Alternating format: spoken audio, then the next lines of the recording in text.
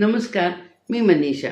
आज बघा मी एक बाजारात अतिशय गंमतशीर गोष्ट बघितली, की एक 80 82 वर्षाचे गृहस्थ आणि त्यांच्याबरोबर त्यांचा 55-60 वर्षाचा मुलगा. हे दोघंजणं बाजार करत होते आणि बाजार करता एक कुल्फीचं हे दिसलं त्यांना. त्या मुलाला खावीशी वाटली कुल्फी म्हणून दुकान आणि त्या मुलानं सांगितलं, "बाबा तुमच्याकडे एक ₹15-20 असले तर द्या." ते म्हणले, "कशाला?" तर म्हणे, "मी कुल्फी घेणार आहे." मग ते बाबा म्हणले, "काय एवढा मोठा मुलगा झालायस आणि तू आता आता कसली कुल्फी खातोयस?" मग त्यांनी ते दिले पण काढून त्याला पैसे. आता कुल्फीवाला म्हणाला तो दुकानदार, अहो म्हणाले, "काका तुम्ही एवढे मोठे आणि वडिलांच्या खिशातून पैसे घेऊन कुल्फी खाताय?" तर म्हणे त्यांनी सांगितलं, "अरे बाळा, अरे बाबा," म्हणाले, की "मला पैशाला कमी नाही आहे. पण ज्यावेळेला आपण वडिलांच्या खिशातून पैसे घेऊन खातो, त्यावेळेला आपण आपल्या लहानपणाचा आनंद घेतो.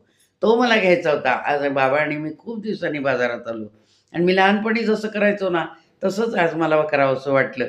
म्हणून मी त्यांच्या खिशातनं पैसे घेऊन कुल्फी खाणार आहे." तर म्हणे, "हे बघ तुला दाखवतो मी." त्यांनी खिशातनं नोटांची गड्डी काढली आणि दाखवली, "हे बघ माझ्याकडे काही पैशाला कमतरता नाही आहे.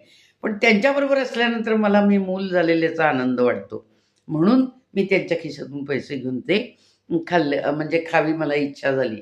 तर असं आहे बघा, की मोठं होणं म्हणजे नुसतं जबाबदारीच्या खाली दबून जाणं नव्हे आणि ज्यांच्या डोक्यावर आई-वडिलांचा हात आहे, त्यांनी तर निश्चितच असा हा आनंद घ्यावा आणि आपलं बालपण जपावं आणि आपले लहानपणचे दिवस आठवावे.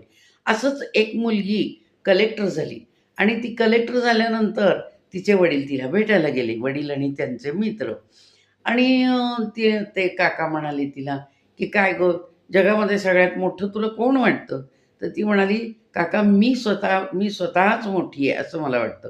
तर तिच्या वडिलांना पण आश्चर्य वाटलं, की म्हणे एवढं हिला शिकवलं, हे केलं, अमुक-तमुक.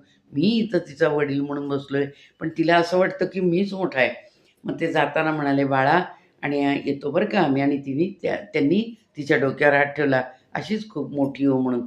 तेव्हा ती म्हणाली, "बाबा मगाशी तुमचा चेहरा मी बघितला, पण ज्यावेळेला तुमचा हात माझ्या डोक्यावर नसतो, तेव्हा मी मोठी असते आणि आत्ता मात्र मी लहान आहे आणि तुम्ही मोठे आहात." त्या वडिलांनाही खूप आनंद झाला.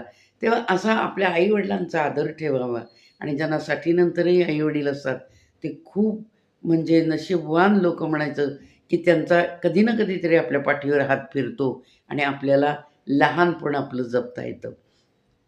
म्हणून गोंंदवलेकर महाराज सुद्धा म्हणतात, की मी वाचलं आज त्यांच्या तिथं, की ज्यांना दृश्य स्वरूपात देव बघायचा असेल, त्यांनी आपल्या आई-वडिलांचं दर्शन जरूर